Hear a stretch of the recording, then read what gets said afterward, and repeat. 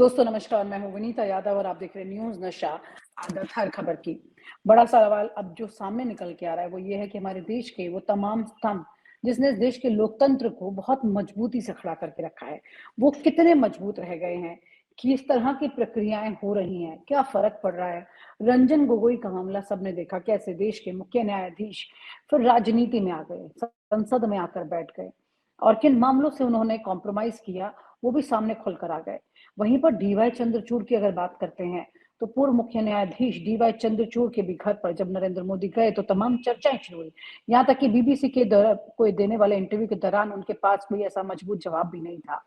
बड़ी बात यह है कि डीवाई चंद्रचूड़ जिस तरह से इस पूरी परिस्थिति में अपना टिक लेकर रहे हैं, वहीं पर सवाल ये उठता है कि अभिनव चंद्रचूड़ जो उनके बेटे हैं, अभी रणवीर अलावादिया जो है उनके के मुकदमे को वो लड़ने जा रहे हैं और काफ़ी एक्टिव दिखाई दे रहे हैं। 23 साल की उम्र में उन्होंने अपना लॉयर का एज़ लॉयर रजिस्ट्रेशन करा लिया था और 32 साल की उम्र में वो इस देश के एक बहुत ही शॉकिंग बात है, इस देश के सीनियर डेज़िग्नेटेड सीनियर एडवोकेट हो गए थे। इस उम्र में जो कि अमूमन नहीं होता है, जो कि अक्सर 60 साल की उम्र में लोग जाते हैं, 55-60 की उम्र तक इस पोज़ीशन तक, लेकिन उन्हें ये पोज़ीशन बहुत जल्दी मिल गई। अब वहीं पर अगर वो आगे का अपना सफ़र तय करते हैं, तो बहुत मुश्किल नहीं होगा उनके लिए इस देश का सीजेआई बनने के लिए 2045 या 47 तक कि कैसे वो एक लंबे वक़्त के लिए रह सकते हैं और ये पहला ही परिवार ऐसा होगा जो कि अ, अम, लगातार दादा, पिता और बेटे की पूरी एक रो में देश के मुख्य न्यायाधीश के पद पर रहने वाला। इस तरह की कुछ तैयारियां हो रही हैं, क्योंकि पटकथा कुछ इसी तरह से लिखी जा रही है, इसलिए आज हम इस पर चर्चा कर रहे हैं। सवाल यही है कि आखिरकार इस तरह से क्या हमारे देश की न्यायिक व्यवस्था चलेगी? क्योंकि अभी तक वो बॉम्बे हाई कोर्ट में कर रहे थे अपनी प्रैक्टिस, लेकिन अब वो सुप्रीम कोर्ट की तरफ आ गए क्योंकि उनके पिता अभी तक सुप्रीम कोर्ट में मुख्य न्यायाधीश थे। तो कहने के लिए कि भई देखिए मुख्य न्यायाधीश उनके पिता थे, तो यहाँ पर उन्होंने प्रैक्टिस नहीं की, टू बी वेरी फेयर, कुछ मिलावट नहीं हो इसलिए। लेकिन क्या वाक़ई में मिलावट नहीं होगी? आइए चर्चा करते हैं डॉक्टर सीपी राय जी से और समझते हैं इस पूरी बात को।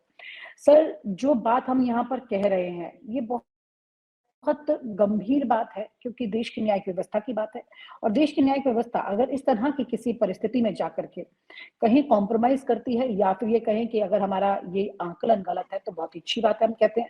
ये तो हमारे लिए खुशी की बात है अगर ऐसा होगा तो। लेकिन ये आकलन इसलिए गलत नहीं लग रहा है क्योंकि पहले ऐसे वकील हैं वो जो 32 साल की उम्र में सीनियर डेज़िग्नेटेड सीनियर एडवोकेट हुए हैं। मुझे भी आश्चर्य है विनीता, इतनी कम उम्र में सीनियर डिग्नेटेड एडवोकेट कोई होता नहीं है। खासतौर पर अगर उनको सुप्रीम कोर्ट का सीनियर एडवोकेट जब बनाया गया है तो वो और ज्यादा आश्चर्यजनक की बात है। हाई कोर्ट में तो एक बार संभव भी है, लेकिन वहां भी कुछ साल लगते हैं, इतनी जल्दी नहीं हो पाता कोई। एक एक बहस पहले चल रही थी। वो बहस ये थी कि क्यों नहीं हायर जुडिशियल सर्विस जैसे स्टेट में होती है, हायर जुडिशियल सर्विस का एक एग्जाम होता है और वो कुछ साल 10-12 साल का प्रैक्टिस करने के बाद आप उसका एग्जाम दे सकते हैं। संभवतः 35 साल या कितना उसकी उम्र होती है, याद नहीं मुझे, साल नहीं पता है। और उसमें आप सीधे एडिशनल डिस्ट्रिक्ट जज बन जाते हैं और ऐसे लोग, बहुत सारे लोग हाई कोर्ट तक चले जाते हैं।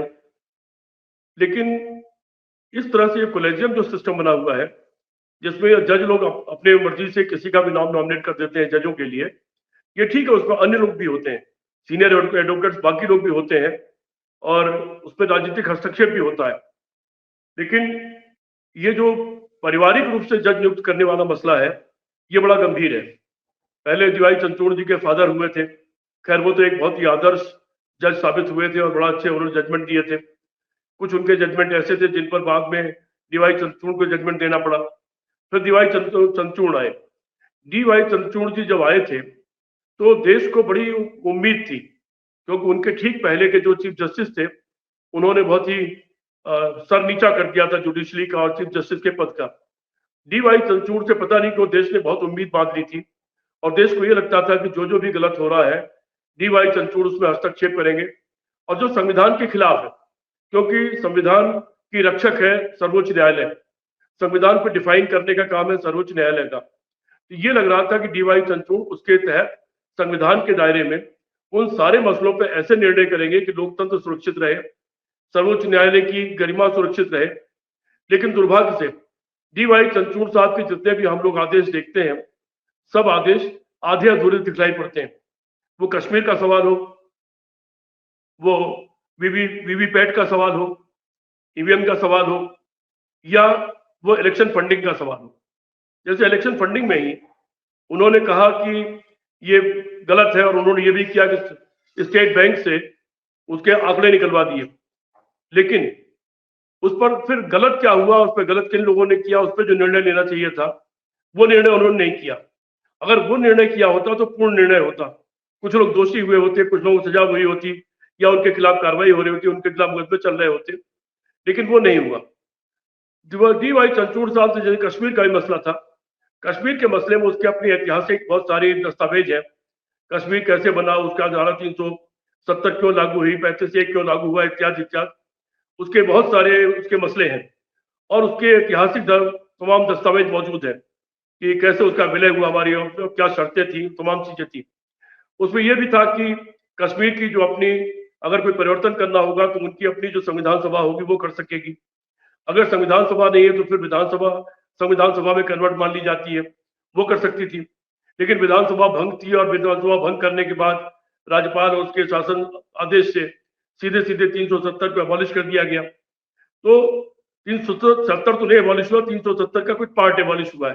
370 तो जहां का तहां मौजूद है आज भी तारीख में, वो प्रचार जरूर है कि 370 खत्म हो गया। तो उस पर डीवाई चंद्रचूड़ अगर फैसला लेते और उन सारी चीजों के रोशनी में फैसला लेते जो तमाम ऐतिहासिक दस्तावेज है और जो उसके आधार है, तो आधार पर अगर फैसला लेते तो शायद ज्यादा अच्छा होता। लेकिन वो भी भावना में बह गए, और देश में सरकार जो कर रही थी उसकी वाहवाही में कई बार क्या होता है, मेरा अपना अनुभव भी है, खासतौर पर निचले कोर्ट का, अगर किसी मसले में बिल्कुल जायज है, किसी को जमानत मिल जानी चाहिए, किसी मसले में कुछ चीजें बिल्कुल जायज है, लेकिन अखबारों में अगर उसके खिलाफ कुछ छप जाता है या मीडिया में कुछ चीजें चलने लगती है जिसको मीडिया ट्रायल कहते हैं, तो मैं ये देखता हूं कि निश्चय नीचे कोर्ट उस मीडिया ट्रायल का शिकार हो जाते हैं, उसी तरह के निर्णय दे देते हैं। ये अपने आप में न्याय के नाम पर बहुत बड़ा धब्बा है, और ये न्याय को गाली है। लेकिन ऐसी चीजें देखने को मिलती हैं, और बहुत सारे फैसलों पर इस पर कहीं हाईकोर्ट हस्तक्षेप करता है, कहीं सुप्रीम कोर्ट जाके हस्तक्षेप करता है, फिर एक डायरेक्शन पेश करता है कि निचली अदालतें किन किन चीजों को करें और किन चीजों से बचें। तो ये स्थिति है। लेकिन अब ये जो सवाल आपने उठाया, ये बड़ा सवाल है। डी वाई चंद्रचूड़ के बारे में मुझे ध्यान है कि डिबेट मेरे आपके बीच में हुई थी, और आपने मुझसे कहा था कि डी वाई चंद्रचूड़ के फैसले ये बता रहे हैं, और जिस तरह मोदी जी उनके घर गए पूजा में, और पूजा में जाने के बाद उसकी बड़ी चर्चा हुई, जो कि परंपरा में नहीं आता। परंपरा में यह है कि चीफ जस्टिस और देश का प्रधानमंत्री सिर्फ ऑफिशियल स्टेटस पे ही मिलता है, कोई ऑफिशियल कार्यक्रम होता है तभी मिलता है, और ऑफिशियली ही मिलता है। इस तरह से व्यक्तिगत संबंधों के लिए वहां पर कोई जगह नहीं है जब तक चीफ जस्टिस के पद पर आदमी बैठा हुआ। लेकिन मोदी जी उनके घर की पूजा में पहुंच गए, और उसके लिए डीवाई चंद्रचूड़ की बहुत आलोचना हुई। मुझे ध्यान है कि उस वक्त आपने मुझसे पूछा था उस डिबेट में कि अब डीवाई चंद्रचूड़ को क्या होगा, इनको क्या पुरस्कार मिलेगा। तो मैंने उस वक्त आपसे बहुत दावे के साथ ये कह दिया था कि डीवाई चंद्रचूड़ कुछ नहीं बनेगी। ये मैंने आपसे उस वक्त कहा था कि मेरा जो मानना है, मुझे याद डीवाई है, चंद्रचूड़ कुछ भी नहीं बनेंगे। आपने कहा था। तो वहां तक तो मैं सही साबित हुआ कि डीवाई चंद्रचूड़ कुछ नहीं बने। लेकिन अब ये दूसरा एंगल आ गया है, उनके लड़के को अचानक इतनी कम उम्र में, बहुत कम प्रैक्टिस के बाद सीनियर एडवोकेट का उनको दर्जा दे दिया गया, उनको डिग्नेट कर दिया गया है। तो ये अब शंका के घेरे में आ जाता है कि डीवाई चंद्रचूड़ ने खुद अपने लिए कोई लॉबिंग नहीं की, अपने लिए कुछ नहीं लिया, लेकिन क्या वो लड़के को अपनी जगह स्थापित करना चाहते हैं? क्या लड़के को हाई कोर्ट का जज कम उम्र में ही बनवा देना चाहते हैं? अगर वो 32 या 35 साल की उम्र में अगर हाई कोर्ट का जज बन जाएगा तो उसको फिर चीफ जस्टिस ऑफ इंडिया बनने से कोई रोक नहीं सकता। और ये पहला मसला होगा जिसमें 3 पीढ़ियां लगातार भारत की चीफ जस्टिस ऑफ इंडिया होगी। ये लेकिन बहुत ही शर्मनाक और बड़ा दुखद होगा। ये कोई तरीका नहीं है कि एक खानदान लगातार जुडिशरी पे कब्जा किए रहे, और फैसला करने के नाम पर वो कानूनन फैसला करने के बजाय, संविधान की रक्षा करने के बजाय वो राजनीति की और सत्ता पार्टी की रक्षा करे। इसके लिए कोई स्थान नहीं होना चाहिए। लेकिन दुर्भाग्य से ऐसी चीजें हमको देखने को मिल रही हैं। अभी इंतजार करना पड़ेगा थोड़ा सा कि डीवाई चंद्रचूड़ के बेटे के साथ क्या होता है और क्या फैसला होता है, उसके लिए थोड़ा इंतजार करना पड़ेगा। सर, मेरा एक सवाल है सर, आपको याद होगा कि मणिपुर की हिंसा से भी पहले की बात है ये, जब डीवाई चंद्रचूड़ को लगातार सोशल मीडिया पर ट्रोल किया जा रहा था, और ये हो रहा था उस राइट विंग की तरफ से जो कि डीवाई चंद्रचूड़ के फैसलों पर एतराज जताने के लिए, या उनकी कौन सी इमेज जो कि एंटी गवर्नमेंट वाली थी, या ये कहा जाए कि वो तेज तर्रार फैसले ले रहे थे, ऐसी कोई इमेज क्रिएट करने की कोशिश की गई थी। और उसके बाद में तमाम तरह की बातें जो है वो धराशायी। इसी दौरान की बात वो भी है जब देश के कानून मंत्री किरेन रिजिजू जो थे, उनको लेकर के भी बदलाव देखने को आया था सामने। ये तमाम तरह की टसल देखने को आई थी। मेरा सवाल ये है कि ये लेयर्स जो हैं पॉलिटिक्स के अंदर, जिसको लोग नहीं समझ पाते हैं, और डीवाई चंद्रचूड़ जो कि जैसा आपने भी कहा कि अलग-अलग तस्वीरें सामने आ रही थी, फिर बाद में क्लैरिटी कुछ और निकल के आई। तो ये सब चीज़ों को अगर समझने की कोशिश की जाए तो आप क्या कहेंगे इसको? अब आने वाली परिस्थिति में भी काफ़ी उलझी हुई हैं ये कहानियाँ। विनीता, अभी जो बीबीसी के साथ शायद डीवाई चंद्रचूड़ का इंटरव्यू था, उसमें बहुत सारे कड़े सवाल, जो बीबीसी तो सुपारी मीडिया नहीं है, तो वो सवाल पूछता है, वो पत्रकारिता करता है, और उसने बहुत सारे सवाल डीवाई चंद्रचूड़ से पूछे, और डीवाई चंद्रचूड़ उसमें बहुत ज्यादा असहज महसूस हुए और ठीक से जवाब नहीं दे पाए। तो वो खैर अपनी जगह चीज है, लेकिन हमारा जो मेन मुद्दा है कि क्या डीवाई चंद्रचूड़ का प्रधानमंत्री से और सत्ता पार्टी से क्या कोई अंडरस्टैंडिंग हो गई है उनके बेटे को लेके। अगर ये हो गई है तो निश्चित तौर पर ये जुडिशरी के लिए बहुत शर्मनाक है। लेकिन अभी हम कुछ इसलिए नहीं कह सकते कि जब तक नियुक्ति ना हो जाए, जब तक उसको नॉमिनेट ना कर दिया जाए हाईकोर्ट के जज के रूप में, तब तक हमारा खाली ये अपने अनुमान है। अनुमान के आधार पर हम किसी पर आरोप नहीं लगा सकते, सिर्फ अनुमानित ही बातें कर सकते हैं। इसलिए उसके लिए तो मुझे लगता है कि उतने दिन इंतजार करना पड़ेगा जब तक उसकी नियुक्ति नहीं होती, कोई पहली नियुक्ति नहीं होती। जिस दिन नियुक्ति हो जाएगी उस दिन निश्चित तौर पर पूरे देश में बड़ी आलोचना का केंद्र बन जाएंगे डीवाई चंद्रचूड़, और उस दिन ही पता लग जाएगा कि चंद्रचूड़ और मोदी जी के बीच में क्या सौदा तय हुआ था। और ये अगर सौदा तय हुआ था, ये जुडिशरी पर काला धब्बा है, और निश्चित तौर पर इससे लोगों को बचना चाहिए। और वो जो प्रारंभिक बात मैंने किया था कि एक प्रस्ताव था कि भाई कोलेजियम के बजाय जुडिशियल कमीशन बनाया जाए, और जुडिशियल कमीशन के माध्यम से लोग आए, जुडिशियल एग्जामिनेशन के माध्यम से लोग आए, तो मुझे लगता है कि फिर उसके बारे में देश को सोचना पड़ेगा। जी विनीता। जी सर। सर, बड़ा सवाल ये है यहाँ पे कि जिस तरह से तमाम तरह की परिस्थितियाँ सामने देखने को आ रही हैं, ऐसे में जुडिशरी को आप किस तरह से रेटिंग कर पाएँगे अगर इस तरह के सवाल उठ रहे हैं? खुद वो तमाम सवालों से अंतर्राष्ट्रीय पटल पर भी घिर रहे हैं, और ये सारे दबाव के चलते कोई नई पोस्ट कयास जो लगाए जा रहे थे, नई किसी पद पर उनके जाने के, वो भी सब नहीं होता है, और रास्ता जो है वो कहीं और मुड़ रहा है, जिसकी चर्चा इस वक़्त हम लोग कर रहे हैं।